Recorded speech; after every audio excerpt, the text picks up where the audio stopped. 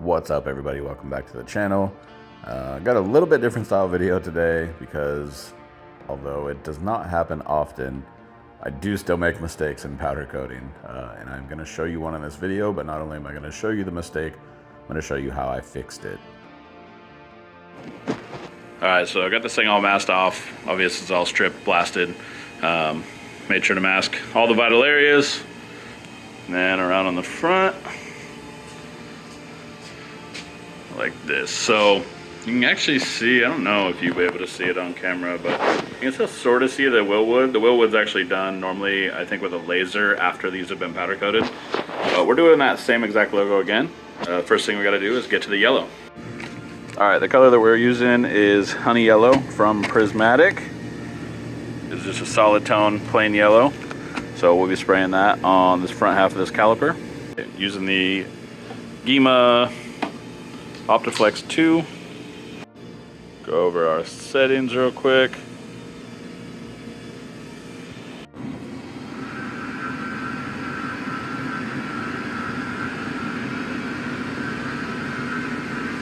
So it's on a yellow base over this whole thing. You don't necessarily have to do this because the logo is only going right there, but I'm gonna do the whole thing. All right, got this thing all coated. Not gonna worry about coating the back side of this at all.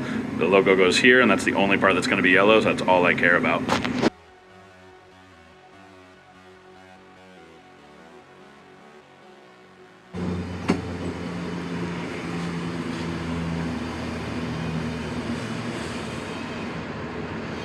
We could drop this down to 400, and we're actually gonna cure this out a good bit.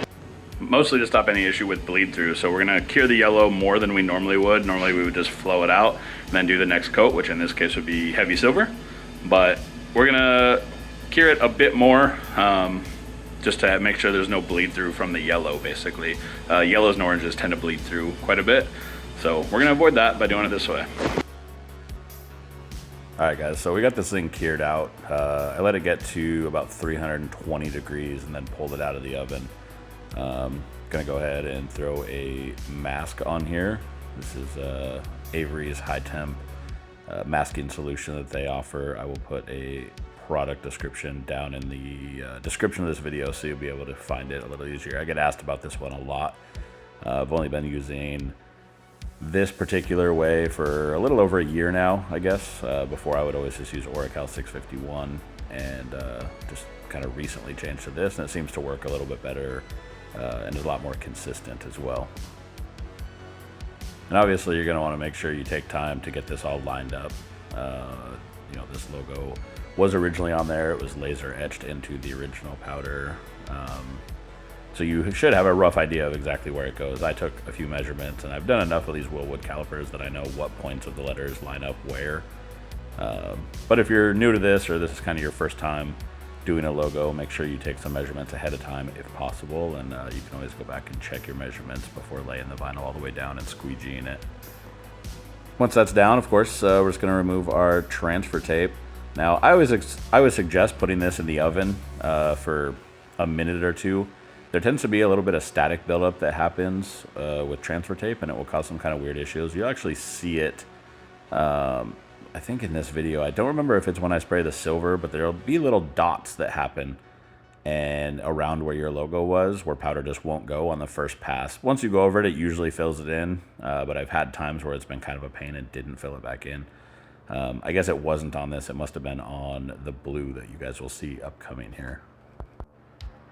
And of course, as we're spraying heavy silver as the base, it's going to be the base for intense blue. Now we're of course doing the entire caliper instead of just the front of the front, I guess, of the caliper, doing the back half of the caliper as well now so that it matches when we do the intense blue base, or intense blue top coat rather. Alright, so putting that back in the oven, flow it out, of course. Now we got to pull the vinyl once again. I'm going to speed this up obviously because I don't know how many times you guys are going to want to watch me pulling vinyl off of a hot caliper. But since I have you here, it's a great opportunity to say, if you like powder coating and powder coating content, make sure you hit that like button. Hit subscribe if you're not already subscribed. I noticed there's a huge number of people who watch my videos all the time that were not subscribed. So in an effort to increase those numbers, hit subscribe, turn on all notifications. So I did put this back in the oven for a little bit longer, just because it felt a little, I guess, gummy still. Once it came out of the oven again and cooled down, putting the decal back over top of the yellow once again. This is of course going to be so that we can do the blue without it having it go over the yellow that is on the logo. Once again, this is going to be using Intense Blue from Prismatic. I'm going to hang up both halves of this caliper. In case you're wondering, I'm only doing one caliper. This set was already done for a customer, I don't know, probably about a year ago, and they ended up damaging one at some point along the line, so we're just doing a replacement for them here. Throwing the Intense Blue on once again with the Gema Optiflex 2. I think this is where you'll see the little dots that pop up. Yeah, you can see on the right hand side that little yellow. That's what I was talking about. If you don't put a part back to the oven after you put the masking on and remove the transfer tape, you'll get those little static areas. They usually are fine, but if you put it through the oven, it actually eliminates those entirely. So we got that Intense Blue on. Now we're going to throw it back in the oven, of course. I'm going to pull it back out after flow out, because once again we have to pull off more vinyl. I truly don't have a set temperature for when I do this. I will say at this point I actually took this off a little early, so these are too hot, or I let them get too hot, however you want to look at it. It ends up making a bunch of little strings as I pull it off, meaning the powder is gelled out, of course, but it's a little too melted or a little too hot to be trying to pull this process. So normally you would either not let it get that hot or cool it down. You can see a bunch of little strings going across this. The other thing you can also see is a silver outline, and this is the mistake that I made. So we're of course going to be fixing it, but I did want to show you guys all of this. There is no way to get rid of the silver that's on there. You can go through and knock off all the little strings, because this is not fully cured powder. So these little blue strings that came off during the process then went onto the yellow, you can just scrape off with a razor blade. You're of course going to want to be really careful, but here you can see all the blue strings are now gone, but that little silver outline is still there. The reason that happens is in the masking process, the vinyl shrinks. So now we're starting over. Stripped the whole thing down, sandblasted it, outgassed it, retaped it, and we are going to do it a different way. We're reversing the image, so I am putting a mask on, but as you can see, the Willwood is reversed. So I'm going to put this on, and we're going to end up wrapping this entire caliper, and it doesn't have to be a perfect job. That's one thing. I was talking to somebody that was there with me at the shop. You don't have to get it absolutely perfect, because you can always go back and sand off any little overspray areas. What you want to do is make the rest of the work for yourself as little as possible. So I put that logo down, pull the transfer tape, of course, and then I'm going to go ahead and start throwing down high temp tape and eventually go to foil. Foil is just a little easier. You don't have to spend a bunch of time doing this. And like I said, it doesn't have to be absolutely perfect, so the foil is a great option. Anybody who's followed this channel for any period of time knows that I use foil all the time. And it is, probably one of the best tools that I use in the shop. I mean, once you get past all your basic stuff you actually need, foil is like right up there with the best thing in the shop.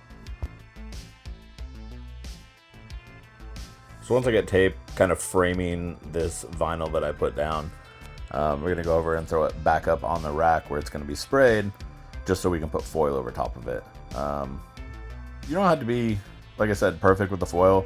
You can kind of see what areas I care about, because they're already masked off. So everything else, if I got overspray on the rest of it, I could, tolerate sanding it off or doing something to remove it.